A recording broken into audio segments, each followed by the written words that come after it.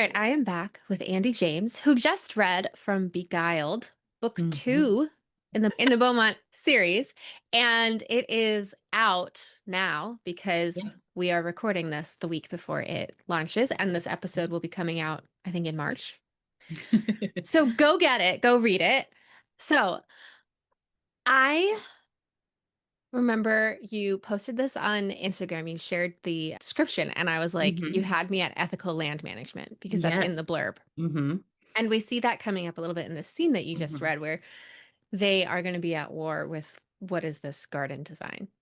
Yeah. So I love the research of how people used land back then. Yes. Mhm. I also know that's tricky to get into fiction Yeah. in an interesting way.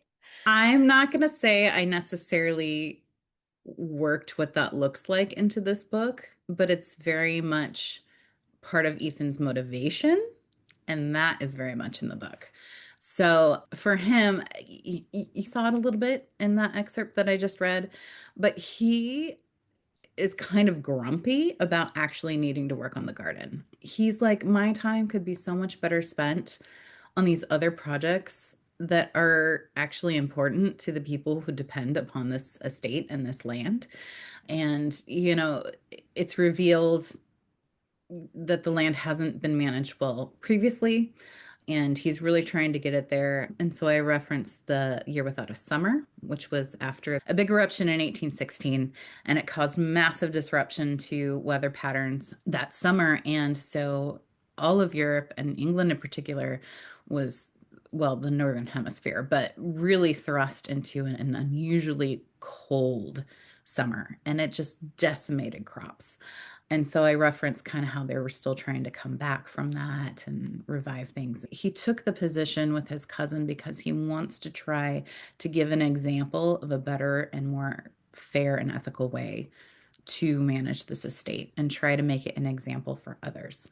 Is there a metaphor there that you find interesting of the land use being kind of thinking about function and the garden thinking about Mhm. aesthetics or recreation or something like that? I think so. I mean, I don't think it was necessarily my intention when writing the book, but I think it definitely comes out that maybe it's me trying to justify myself right now, like the value of the work I'm doing when the world is burning down around us. That there's something to be said for being able to still find beauty and joy in what is around you. And so I definitely comment a little bit about how reviving this garden, like Priscilla and Alice see it as a way to bring kind of morale to all those who are linked to and connected to the estate, to have something to be proud of, to have a place where there's beauty and can kind of give them some mental reprieve. And I'm not gonna lie, I've been struggling lately with like, what am I actually doing to make a difference? When I think art and joy is a form of resistance and finding beauty in things, even when it's hard, even though, it's maybe not as direct, I think that we still need that. And so I think maybe some of that kind of wormed its way into this book as well.